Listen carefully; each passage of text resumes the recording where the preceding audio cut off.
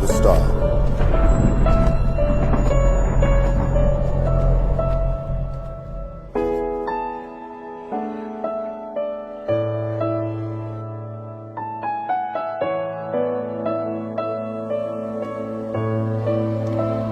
His name is Jesus.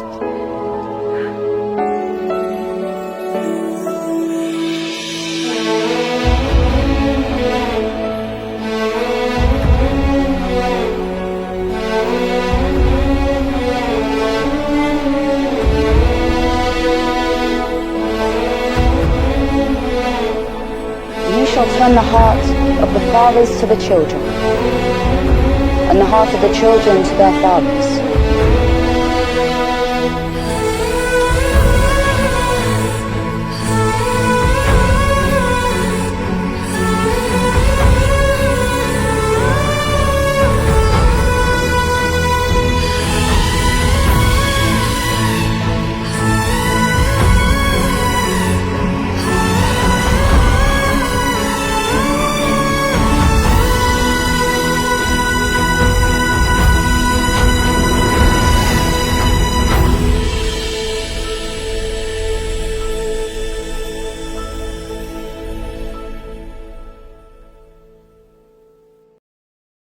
పరిశుద్ధుడా పరిశుద్ధుడా పరలోకంలో ఉన్న మా తండ్రి, దయగల దేవ, కృపగల దేవ, మీకు వందనాలు స్తోత్రములు. తండ్రి, ఈ రాత్రి కాలం శుక్రవారం రోజు మరొకసారి లేఖనాల భాగములో నుంచి మీరు కొన్ని విషయాలను నేర్చుకోవడానికి సహాయమును దయచేయండి. మీ పిల్లలైన మేము ఇటువంటి ప్రాంతంలోనైనా మమ్మల్ని అందరినీ జ్ఞాపకం చేసుకోండి దేవా. ఉదయకాలం నుంచి ఇప్పటిదాకా మమ్మల్ని కాచి కాపాడారనైనా మరొకసారి మీ పాద సన్నిధిలో కూర్చొని నేర్చుకోవటానికి సహాయమును దయచేయండి. మీరే కృప చూపించండి, కనికరించండి. నెహ్మియా కుటుంబాన్ని, శేఖర్ కుటుంబాన్ని, సురేష్ అన్న కుటుంబాన్ని, అర్జున్ అన్న కుటుంబాన్ని, నా కుటుంబాన్ని అందరినీ కృపతో జ్ఞాపకం చేసుకోండి. మంచి ఆరోగ్యాలను దయచేయమని కోరుకుంటూ ఈ ప్రార్థన క్రీస్తు వారి పేరిట మీకు సమర్పిస్తున్నాం తండ్రి, ఆమేన్. ఓకే, ప్రియమైన దేవుని పిల్లలారా, దేవుడు మనకిచ్చిన ఈ మంచి అవకాశం, ఈ రోజు కూడా ఒక మంచి బైబిల్లో నుంచి ఒక సందర్భాన్ని మనం నేర్చుకున్నాం. పోయిన శుక్రవారం ఒక వ్యక్తి గురించి నేర్చుకున్నాం. ఆయన ఎవరు? పోయిన శుక్రవారం చెప్పండి. పోయిన శుక్రవారం ఒక వ్యక్తి గురించి నేర్చుకున్నాం, మత్తయి. ఓకే, మత్తయి. మత్తయి ఇంటికి ఎవరు? మత్తయి ఎవరింటికి? ఆయన పేరు. ఓకే, మత్తయి అపోస్తలుడు. 12 మందిలో ఒకడు అపోస్తలుడు. మత్తయి ఎవరు అంటే అపోస్తలుడు. మత్తయికి ఎన్ని పేర్లు ఉన్నాయి? ఒకటి, ఇంకోటి లే. ఓకే, సో మీరు రిమైండ్ చేయాలి, మత్తయి ఎవరు? అపోస్తలుడు. ఆయనకి ఎన్ని పేర్లు ఉన్నాయి? 2 పేర్లు. ఓకే, ఆయన ఏం చేసేవాడు?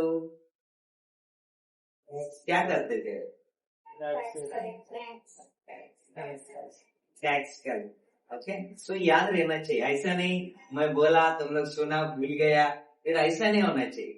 ओके, मेरा टाइम वेस्ट होता है, फिर ऐसा रहेगा. ओके, उसका जॉब क्या था? Tax collector. वो कौन था?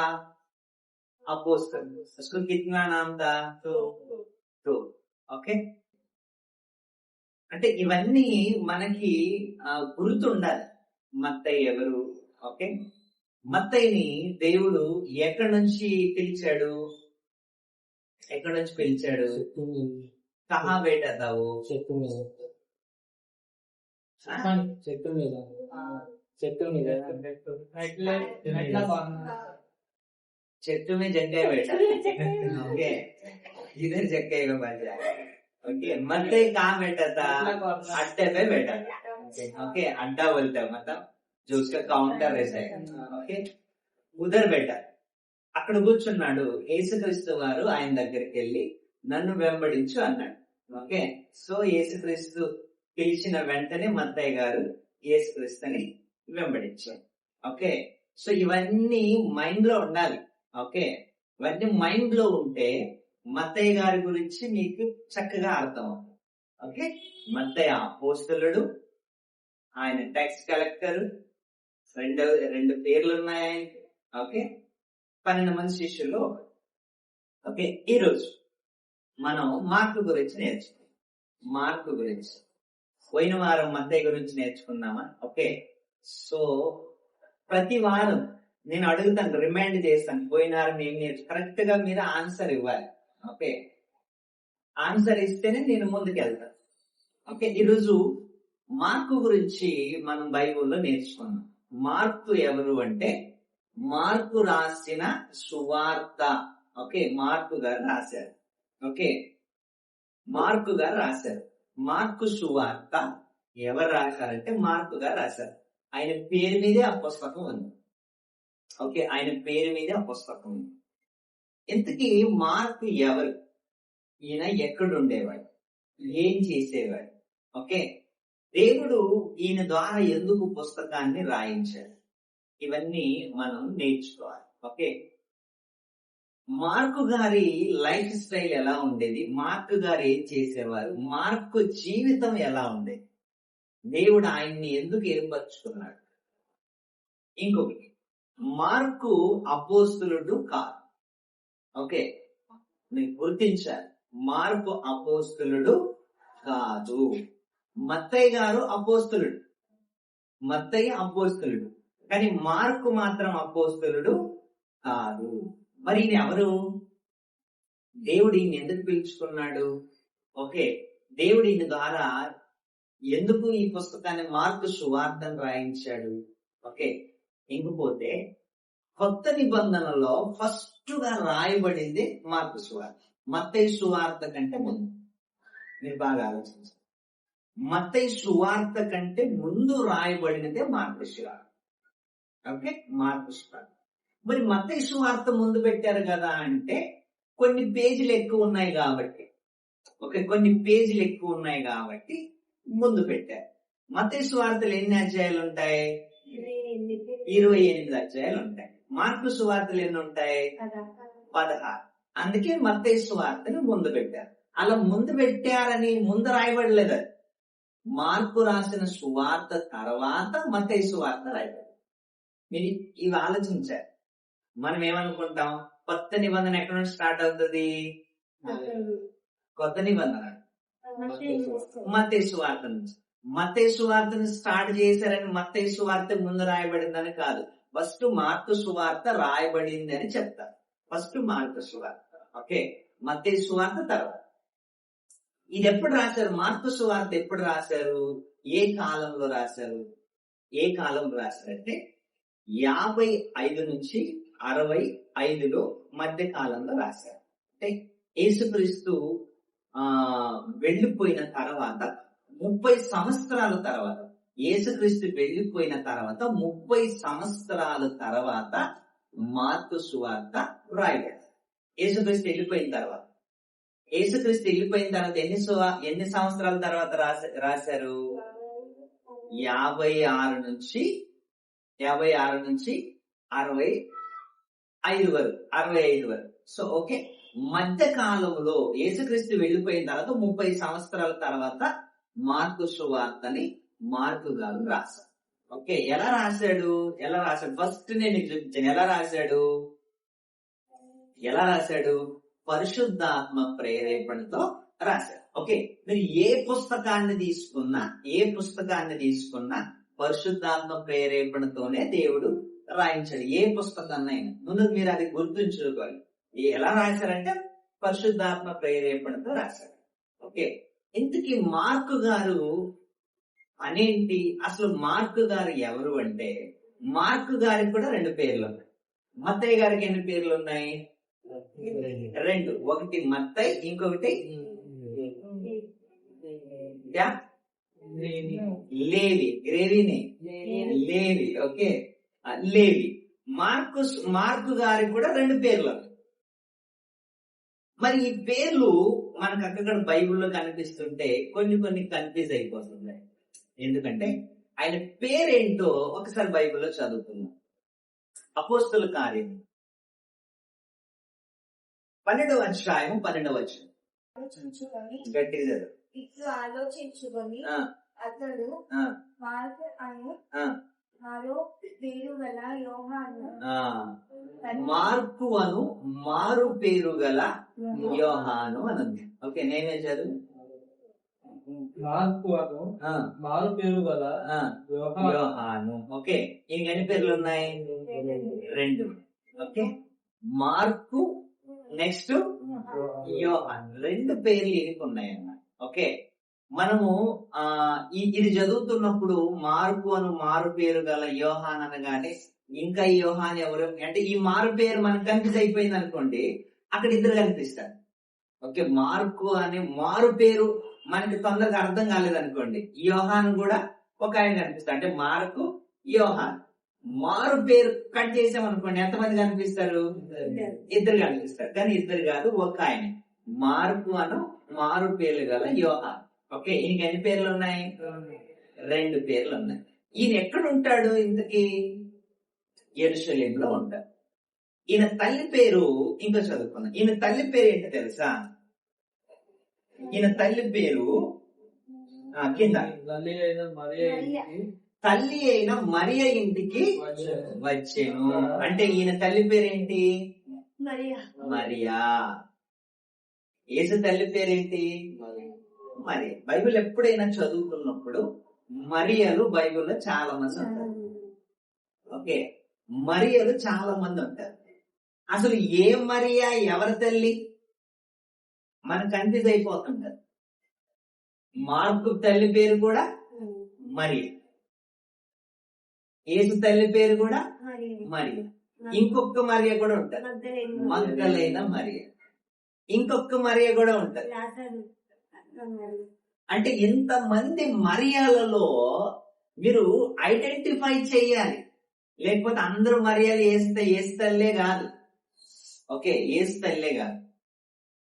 इसलिए कभी भी अगर बाइबल में एक के ऊपर ना 4-5 नाम रहते, एक आदमी के ऊपर 4-5 नाम रहता है, एक लेडीज के ऊपर 4-5 नाम रहते, एक नाम का 4-5 लोग रहते, एक ही नाम। ओके, बाइबल में नेहमिया कितना है? एक ही। ओके, एक ही। और एक ही इजीली अपन ढूंढ सकते हैं। बाइबल में यीशु कितना है? 3 यीशु, यीशु का नाम पे कितने लोग हैं? 3 कितने? 2 लोग हैं। ओरिजिनल यीशु है और एक बढ़िया यीशु है और एक यीशु है बाइबल में।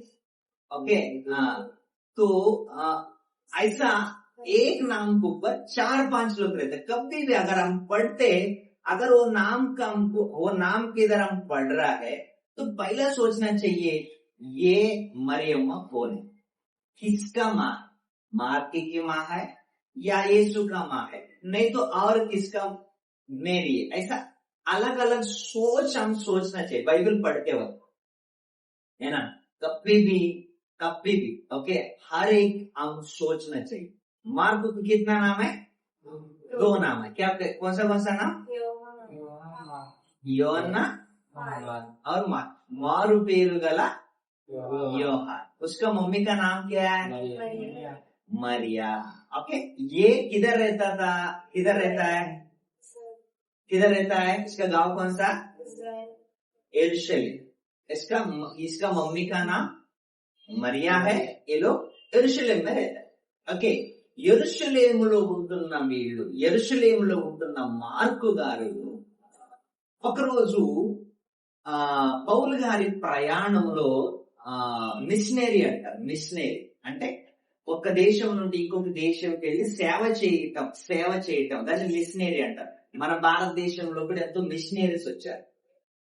విలియం కేరీ, ఓకే, వీళ్ళందరూ మిషనరీ కోసం అంటే సువార్త పరిచర్య కోసం వెళుతున్నప్పుడు అక్కడ ఇంకా మనకి మార్కు అని ఒక ఆయన కనిపిస్తాడు. మార్కు, పౌలు గారి వెంట మార్కు కనిపిస్తాడు.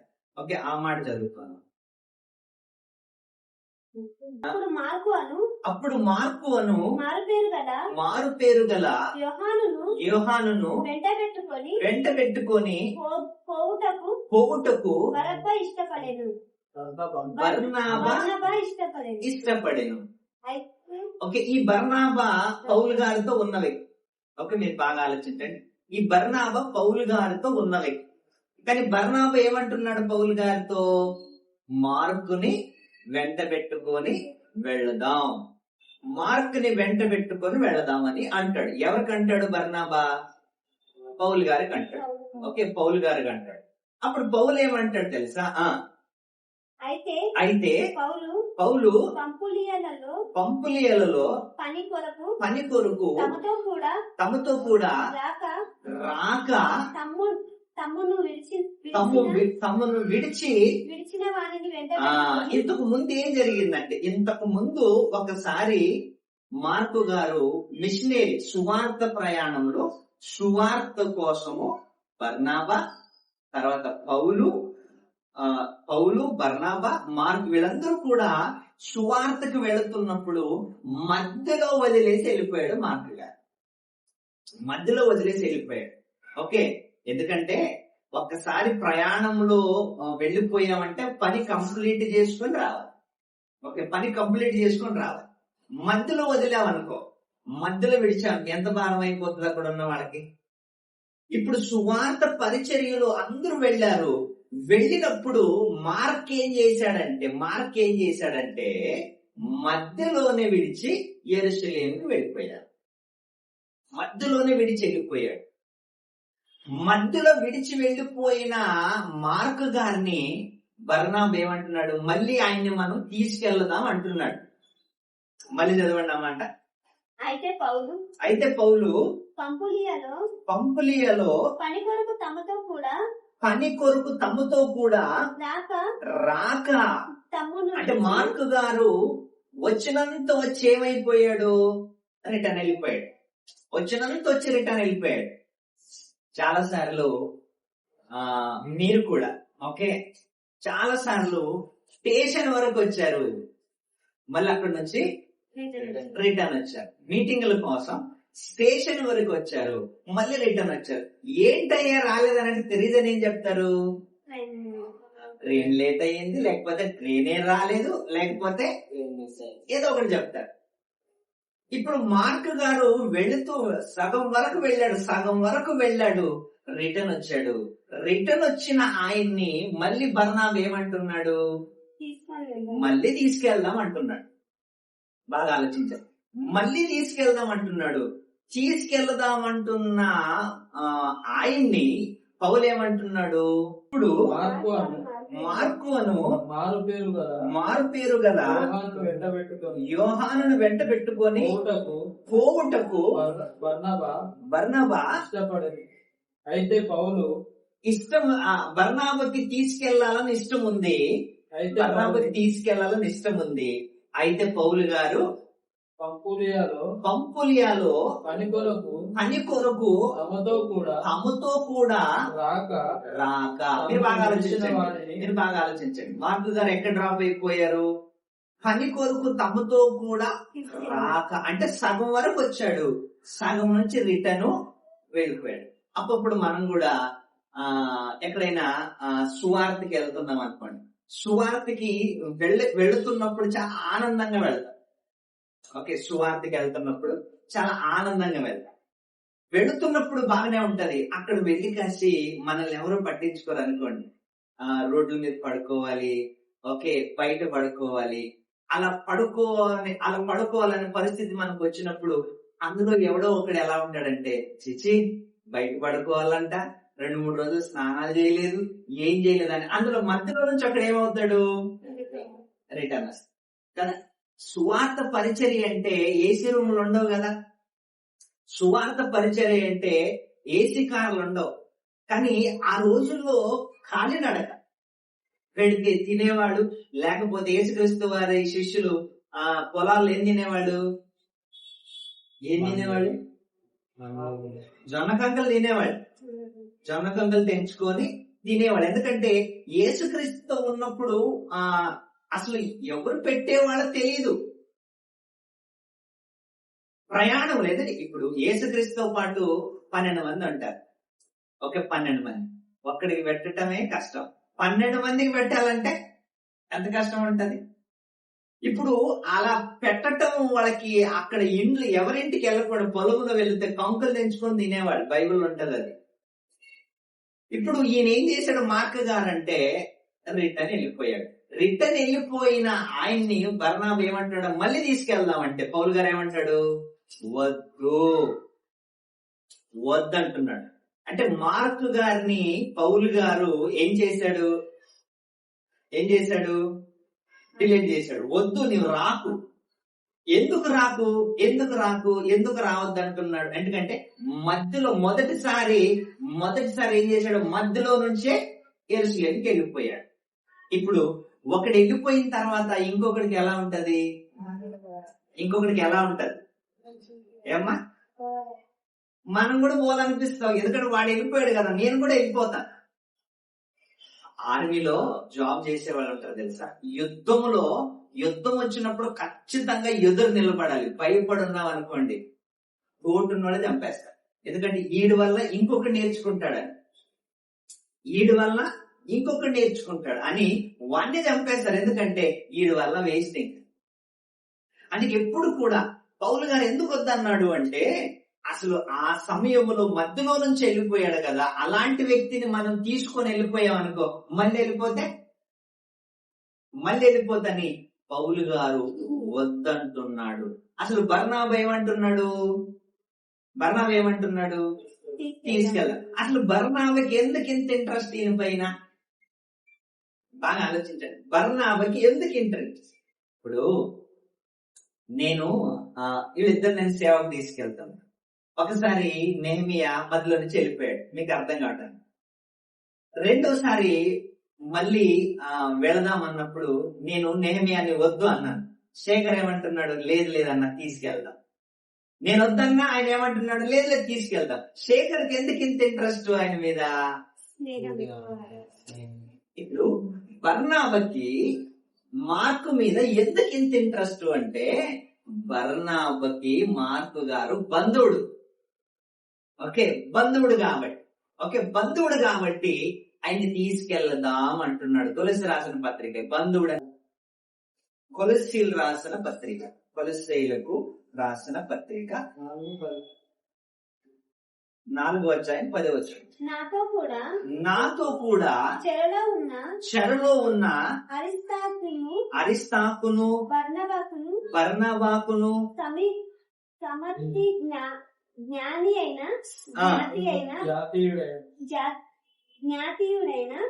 మార్కును నీకు వందనములు. ఇక్కడంతా ఎవరికి సంబంధికుడైనా బర్నాబాకు సంబంధికుడు. అందుకే బర్నాబా ఏం చేస్తున్నాడు, ఫోర్స్ చేస్తున్నాడు, మార్కని తీసుకెళ్దాం అని ఫోర్స్ చేస్తున్నాడు. కానీ పౌలు గారు ఏమంటున్నారు, వద్దు అంటున్నాడు. బర్నాబా ఏం చేస్తున్నాడు, తీసుకెళ్దాం అంటున్నాడు. అందుకే ఈయన్ని మార్కు గారిని బర్నాబా బంధువు కాబట్టి ఎక్కడికి వెళ్ళినా తీసుకెళ్దాం. కానీ పౌలు గారు ఏమంటున్నాడు, ఈయన వద్దు. ఎందుకంటే ఒక ఫస్ట్ టైం మధ్యలో నుంచే రిటర్న్ వెళ్ళిపోయాడు. ఓకే, మరి ఈయనకి వాక్యం ఎవరు చెప్పారు? ఎవరు వాక్యం చెప్పారు?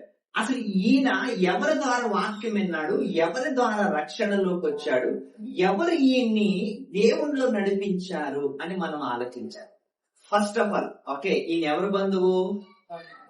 బర్నబా బంధువు. పౌలు గారు ఈయన ఏం చేశాడు, సువార్త పనిలో ఒకసారి రిటర్న్ వెళ్ళిపోయాడు కాబట్టి వద్దన్నాడు. ఈయనకి ఎన్ని పేర్లు ఉన్నాయి? 2 పేర్లు. ఈయన తల్లి ఎవరింటికి? మరియా. ఈయనకి వాక్యం ఎవరు నేర్పించారో మనం ఆలోచిద్దాం. మొదటి పేతురు రాసిన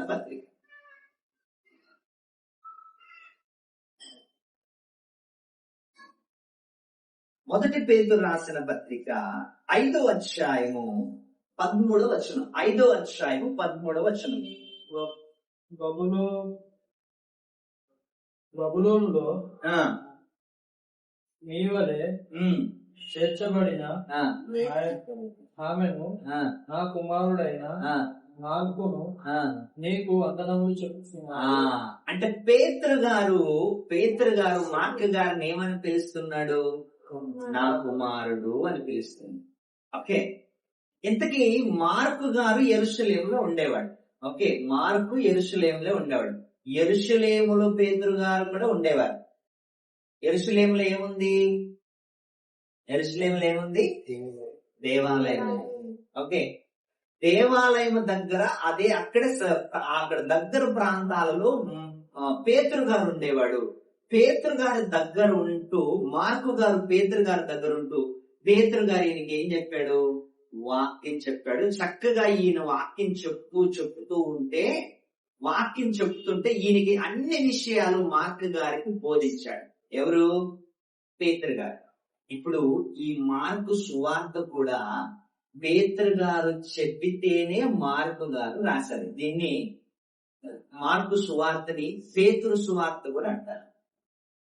పేతురు సువార్త, కానీ టైటిల్ మాత్రం మార్కు గారికి వచ్చింది. కానీ మార్కు గారు ఎవరి దగ్గర నేర్చుకున్నారు అంటే పేతురు దగ్గర నేర్చుకున్నారు. మళ్ళీ చదవండి ఆ మాట.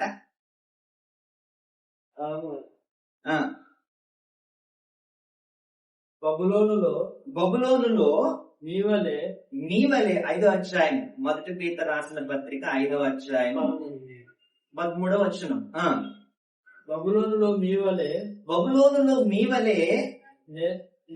నేర్పించబడను. బబులోనులో మీవలే నేర్పరచబడిన ఆమెయు నా కుమారుడైన మార్కును మీకు వందనములు చెప్పుచున్నారు. నా కుమారుడైన మార్కు. ఎవరంటున్నారు ఈ మాట? ఎవరంటున్నారు? పేతురు గారు. నా కుమారుడైన మార్కు.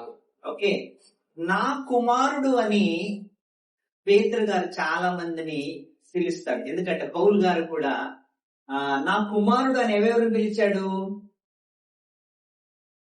పౌలు గారు నా కుమారుడు అని ఎవరెవరిని పిలిచాడు తెలుసా? బైబిల్లో ఫస్ట్ తిమోతిని పిలిచాడు. నా కుమారుడైన తిమోతి, నా కుమారుడైన తీతు, నా కుమారుడైన ఎపఫ్రోదీతు.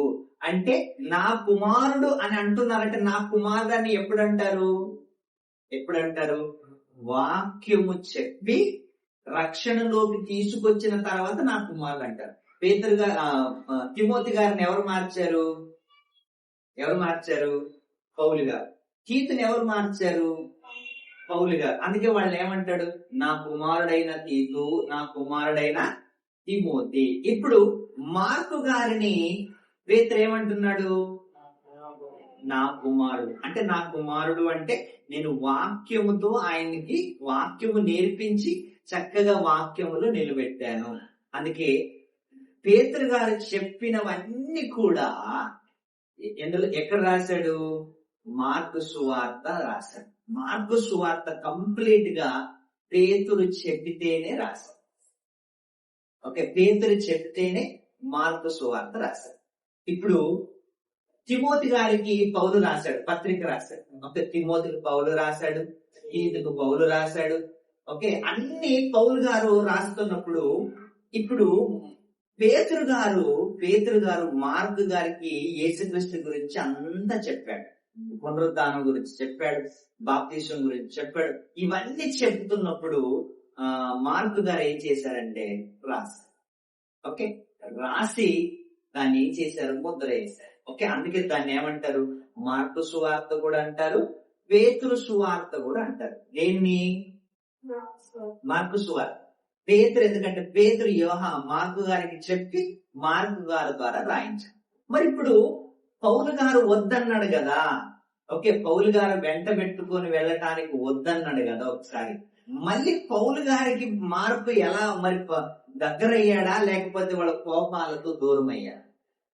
ఇది ఎందుకంటే ఒకసారి వెంట పెట్టుకొని వెళ్ళటానికి పౌలు ఏమన్నాడు? వద్దు, ఆయన తీసుకోరాకు, ఎందుకంటే మధ్యలో నుంచి వెళ్ళిపోయిన వాడు. అప్పుడు సువార్తలో కూడా ఇవన్నీ జరుగుతుంటాయి. ఓకే, గొడవలు జరుగుతుంటాయి. ఓకే, మనస్పర్ధాలు వస్తుంటాయి, ఇవన్నీ జరుగుతుంటాయి. కానీ మళ్ళీ ఏం చేశాడంటే పౌలు గారు ఆయన్ని మళ్ళీ రప్పించుకున్నాడు. ఇప్పుడు జరిగిన వచనం చదువుకున్నాం ఒకసారి. కొలస్సీలు రాసిన పత్రిక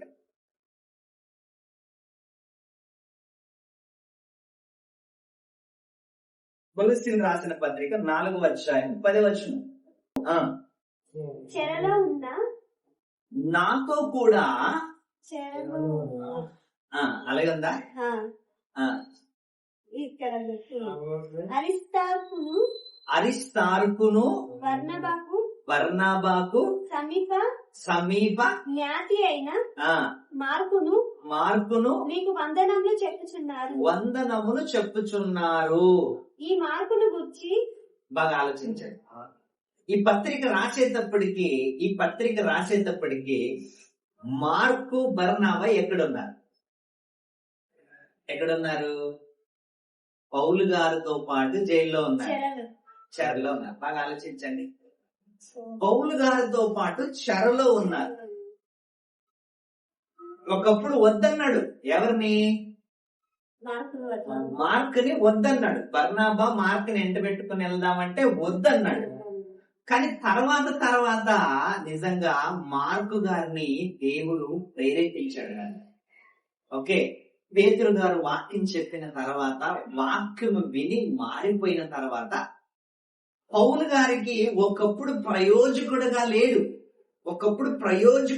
లేని పౌలు గారికి మార్కు తర్వాత పౌలుకి ప్రయోజనకరంగా మారాడు. కొన్నిసార్లు మనం ఏమంటామంటే ఆయన ఎందుకు పనికిరాడు అంటుంటాం. కానీ ఆయనే మనకు తర్వాత పనికి వస్తాడు. ఒకప్పుడు మార్కు పౌలుకి పనికిరాని వాడిగా ఉన్నాడు. అందుకే వెళ్ళిపోయాడు, సగం నుంచి వెళ్ళిపోయాడు మార్కు గారు. అందుకే పౌలు గారికి కోపం వచ్చింది. ఆయన ఎప్పుడు మధ్యలో వెళ్ళిపోతాడు, సగం పని చేసి వెళ్ళిపోతాడు అని వద్దన్నాడు. కానీ పేతురు గారు మార్కు గారికి చక్కటి వాక్యం చెప్పి చక్కగా బుద్ధిమంతుని చేసిన తర్వాత అప్పుడు పౌలు గారికి మార్కు ఉపయోగపడ్డాడు. ఏకంగా ఎక్కడున్నారంటే ఇద్దరు, చదవండి, మళ్ళీ చదవండి. నాతో కూడా చెరలో ఉన్న అరిస్తార్కును బర్నబాకును సమీప జ్ఞాతి అయిన మార్కును మీకు వందనములు చెప్పుచున్నారు. అంటే ఏ జైల్లో ఉన్నారు వీళ్ళంతా? రోమా జైల్లో ఉన్నారు. పౌలు గారు కొలస్సీలకి పత్రిక ఎక్కడి నుంచి రాస్తున్నాడు అంటే జైల్లో నుండి రాస్తున్నాడు.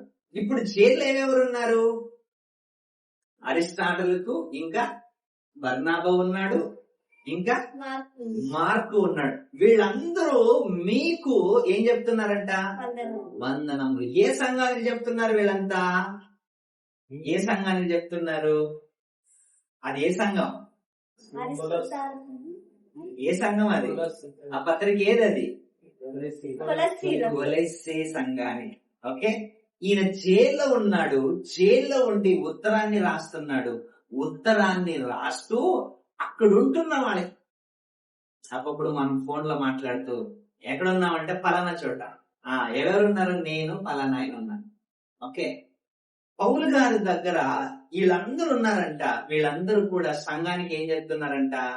వందనాలు చెప్తున్నారు. అంటే దూరం అయిపోయిన మార్కు గారు మళ్ళీ పౌలుకి కలుసుకున్నాడు, పరిచర్యలో కలుసుకున్నాడు.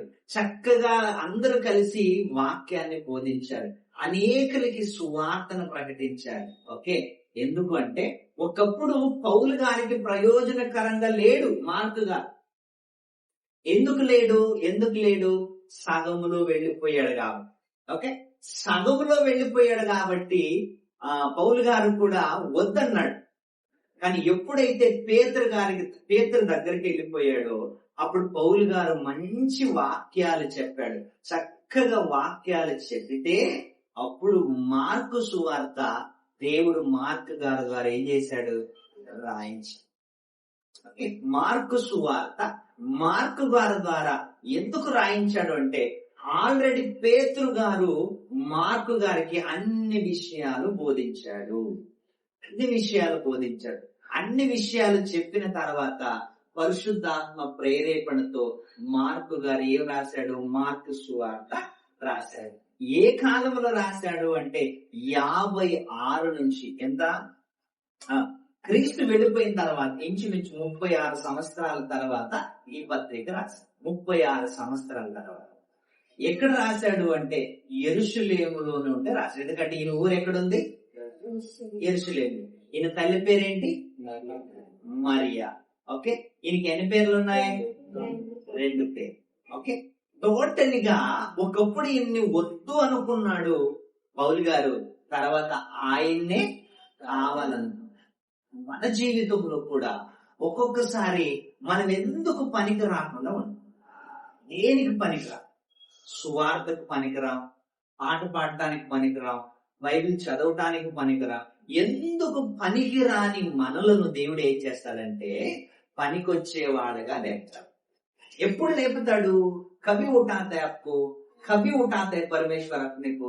हम कुछ काम का नहीं, हम किसी का काम का नहीं, ना गाना आता है, ना वचन पढ़ने आता है, हम सो इधर जाते किधर भी नहीं जाते हैं, लेकिन परमेश्वर ना एक दिन आपका इंटरेस्ट के ऊपर परमेश्वर आपको उठा है। आपको क्या रहना चाहिए? इंटरेस्ट रहना चाहिए। आपको इंटरेस्ट रहेंगे तो आप किधर भी कई कोने में भी छुप जाओ, किधर भी छुप जाओ, लेकिन परमेश्वर वहां से तुमको लेके आए, है ना। एक योना है ना। योना को परमेश्वर ने बोला तू फलाना गांव जा। योना क्या बोला? योना वो बोला मैं उधर नहीं जाऊंगा। उधर नहीं गया, किधर और दूसरा जगह गया, लेकिन वो इसमें बैठा था बोट में, జాన్స్ మే बैठा था। ఓకే, ఆయన ఏంటి? దేవుడు ఒక దగ్గరికి వెళ్ళమంటున్నప్పుడు నేను వెళ్ళను అని ఇంకొక దగ్గరికి తర్షీషుకి వెళ్ళిపోయాడు. తర్షీషుకి వెళ్లే మార్గం మధ్యలో బోటులో కూర్చున్నాడు సముద్రం దగ్గర. అంటే ఆయన్ని చాప కడుపులో వచ్చి చాప వచ్చి మింగింది. చాప కడుపులో 3 రోజులు ఉన్నాడు. మళ్ళీ చాప వచ్చి బయటికి ఏం చేసింది? కక్కింది. మళ్ళీ దేవుడు ఆయనకి ప్రత్యక్షమయ్యాడు. అసలు దేవుడు ఎవరినైతే కావాలనుకుంటాడో ఆయన్ని బతికిచ్చి మరి పనిచేసు. దేవుడు అలాంటి బతికిస్తాడు. సముద్రంలోకి వెళ్ళిన, ఏమంటే సముద్రంలో పడిపోయిన వాళ్ళు బతుకుతారని ఎక్కడైనా? చాప కడుపులోకి వెళ్ళిపోయిన వాళ్ళు బతుకుతారా? అది జరగదు కదా. కానీ దేవుడు బతికిచ్చి ఆయనే ఎందుకు? ఇంకా చాలా మంది ఉన్నారు కదా. యోనే ఎందుకు? ఎందుకంటే ఆయనే అవసరము. అందుకే ఆయన్ని బతికించి మరి పనిచేస్తారు. అప్పుడు మనుషులు ఎలా ఉంటారంటే లేపి లేపి కొడతారంట. అంటే లేపి లేపి పడుకున్నాను కొట్టు లేపి మరి కొడతారంట. అట్లా దేవుడు కూడా ఎలాంటోడంటే నీవు అవసరము అనుకుంటే, దేవుడికి నీవు అవసరం అనుకుంటే నీవు ఎక్కడున్నా దేవుడు నిన్ను ఏం చేస్తాడు? బయటికి లా. మార్కు గారు వద్దనుకొని వెళ్ళిపోయాడు యెరూషలేము. నాకు ఈ పరిచర్య వద్దు, ఎందుకంటే అక్కడికి వెళితే దోమలు, తినడానికి తిండి ఉండదు, కట్టుకోవడానికి బట్టలు ఉండవు. ఈ పరిచర్య ఏమంటే ఒకప్పుడు మన దేశానికి మిషనరీ వాళ్ళు వచ్చారు. మదర్ తెరీసా గాని చాలా మంది మిషనరీ వాళ్ళు వచ్చారు. ఓకే, వచ్చిన తర్వాత వాళ్ళకి సరైన బట్టలు లేవు, సరైన ఉండటానికి ఇల్లు లేదు. ఓకే, ఇవన్నీ చూస్తున్నప్పుడు కొందరు కషాయం వేస్తుంటారు. ఓకే, కొందరు కషాయం వేసి చేసే ఇదే ఇక్కడ ఇంతగా నేను భరించలేనని కొందరు మార్గం మధ్యలో నుంచే వెళ్ళారు. ఆ మధ్యలో చాలా సంవత్సరాల క్రితం బయట దేశం నుంచి ఒక మిషనరీ వాళ్ళు వచ్చారు. మిషనరీ వాళ్ళు వచ్చినప్పుడు ఇక్కడ ఒరిస్సాలో అనుకున్నాను. ఓకే, 2 పిల్లల్ని ఆయన్ని కారులోని ఏం చేశారు? సజీవ దహనం చేశారు. వాళ్ళు మిషనరీలు అంటారు, వాళ్ళు సువార్థికులు అంటారు. వాళ్ళు బయట దేశం నుంచి మన ఇండియాకు వచ్చి సువార్త చేస్తుంటే ఒరిస్సాలు ఏం చేశారంటే 2 మగ పిల్లల్ని తండ్రిని కార్లు పెట్రోలేసి తగలబెట్టారు. ఇప్పుడు ఎవరు మిగిలారు తెలుసా? కూతురు భార్య 2 మిగిలారు. కానీ వాళ్ళు రిటర్న్ వెళ్ళిపోలేదు, ఇక్కడే ఉన్నారు. ఇక్కడే మళ్ళీ పరిచర్య చేస్తారు. వాళ్ళు ఏమనుకోవచ్చు? నా భర్త చచ్చిపోయాడు, మా పిల్లలు చచ్చిపోయారు, ఇంకెందుకులే ఈ సువార్త అని మళ్ళీ వాడు ఊరికి వాడు వెళ్ళిపోలేదు. ఇక్కడే ఉన్నారు. వాళ్ళు ఇక్కడే ఉన్నారు. ఇక్కడే సువార్త చేశారు, ఇక్కడే సెటిల్ అయిపోయారు. అలాగే మార్కు కూడా వచ్చాడు, వచ్చి పరిస్థితులు చూశాడు, మధ్యలో నుంచి వెళ్ళిపోయాడు. వెళ్ళిపోయిన ఆయన్ని పేతురు గారి దగ్గరికి పంపించాడు. పేతురు గారు చక్కగా వాక్యం చెప్పాడు, బలపడ్డాడు. బలపడిన తర్వాత దేవుడు మార్కు సువార్తని రాయించాడు. మార్కు సువార్తను రాయించాడు. ఆ మార్కు సువార్తను రాయించిన తర్వాత మళ్ళీ దేవుడు పౌలు గారితో జత కలిపాడు. మళ్ళీ పౌలు గారితో ఎక్కడ ఉన్నాడు? జైల్లో ఉన్నాడు, చెరసాలలో ఉన్నాడు, అక్కడే ఉన్నాడు. అంటే చాలా వరకు మార్కు గారు మరి పౌలు గారితో ఉంటూ యెరూషలేములోనే మార్కు గారు సువార్త చేసి అక్కడ ప్రాంతాల్లో సువార్త చేసి మార్కు గారు చనిపోయాడు. ఓకే, మార్కు గారు చావు ఎలా జరిగిందంటే నార్మల్ చావు జరిగింది, ఎవరు చంపలేదు ఆయన. కానీ అపోస్తులను అయితే అందరిని కూడా రకరకాల హింసలు, చిత్రహింసలు పెట్టి చంపారు వాళ్ళు. కానీ మార్కు గారిని మాత్రం సాధారణమైన సావు తెచ్చుకోవాలి. ఓకే, ఇది మార్కు సువార్త, మార్కు గారి జీవితం. మార్కు గారు ఎవరి బంధువు? రిలేటివ్, బర్నాబా బంధువు. ఓకే, మార్కు సువార్త ఎవరు చెప్తే రాశాడు? ఎవరు చెప్తే రాశాడు? పరిశుద్ధాత్మ చెప్తే రాశాడు. కానీ అంతకు ముందు ఆయనకు వాక్యం ఎవరు చెప్పారు? పేతురు గారు చెప్పారు. ఆయన తల్లి పేరేంటి? మరియం. ఓకే, మరి ఈ పుస్తకాన్ని ఎప్పుడు రాశాడు మార్కు గారు? 56 నుంచి 65 మధ్యలో, అంటే యేసుక్రీస్తు వెళ్ళిపోయిన తర్వాత 35 సంవత్సరాల తర్వాత రాయబడ్డది. ఓకే, ఇంకా ఆయన స్టోరీ మీరు ఇంకా ఆయన్ని వెతుక్కోవాలి. ఆయనకి ఎన్ని పేర్లు ఉన్నాయి? 2. మార్కు మారు పేరు గల యోహాను. ఎందుకంటే అపోస్తలుడైన యోహాను ఉన్నాడు. ఓకే, ఆయన ఎందుకంటే యోహానులు చాలా మంది బైబిల్లో ఉన్నారు. ఓకే, ఏ యోహాను, ఏ మరియమ్మ, ఇవన్నీ మనకి తెలియాలి. మగ్దలైన మరియ, యేసు తల్లి అయిన మరియ, మార్కు తల్లి అయిన మరియ, ఇంకా మరియమ్మలు చాలా మంది ఉన్నారు. ఓకే, సో ఈ మరియలందరినీ మీరు గుర్తు పెట్టుకోవాలి. 7 దయ్యములు పట్టిన మరియ కూడా ఉంటారు తెలుసా? 7 దయ్యములు పట్టిన మరియా, ఈమె ఫస్ట్ సమాధి దగ్గరికి వెళ్ళింది ఈమె. సమాధి దగ్గరికి వెళ్ళింది ఈమె. ఈ మరియ కూడా ఉంటారు. కానీ బైబిల్లో మరియలు అనగానే అందరు మరియలు ఒకటే కాదు. ఓకే, అందరు మరియలు ఒకటే కాదు. అందుకే ఎప్పుడైనా బైబిల్ చదివేటప్పుడు వీళ్ళు ఎవరు, దేనికి సంబంధించిన వాడు అని ఇవన్నీ కూడా మనం ఆలోచిస్తే అప్పుడు మనకు అర్థం అవుతుంది. ఓకే, పేతురు కదండి, పేతురికి ఎన్ని పేర్లు ఉంటాయి? చాలా పేర్లు ఉంటాయి. ఓకే, పేతురికి చాలా పేర్లు ఉంటాయి. సో అవన్నీ పేర్లు ఉన్నప్పుడు మనం కన్ఫ్యూజ్ కాకూడదు. ఆయనేనా? ఆయన సీమోను పేతురు ఉంటారు. సీమోన్ అనగానే ఇంకొక సీమోను కూడా ఉంటాడు. ఇవన్నీ కూడా మనం బైబిల్లో నుంచి గుర్తుంచుకొని బైబిల్ చదవాలి. ఓకే, మత్తయి గారు, ఓకే, మార్కు గారు. ఓకే, వీళ్ళిద్దరిలో వ్యత్యాసం ఏంటి ఇప్పుడు? ఓకే, మీరు ఇప్పుడు ఆలోచించండి, వీళ్ళిద్దరిలో వ్యత్యాసం ఏంటి? మత్తయిలో మార్కులో వ్యత్యాసం ఏంటి?